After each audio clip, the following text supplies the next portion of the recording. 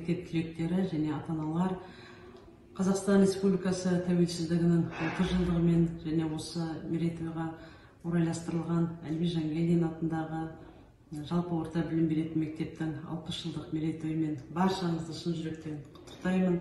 Осы 60 жылдық мерейтойымызға орай біз 60 мерейлі іс атты іс-шаралар жоспарын жасап бекіттік.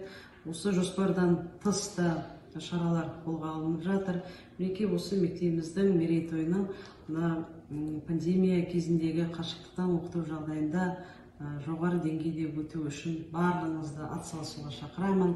Жақсы күндеріміз көп болсын, амандықта болайық, сау саламатта болыңыздар.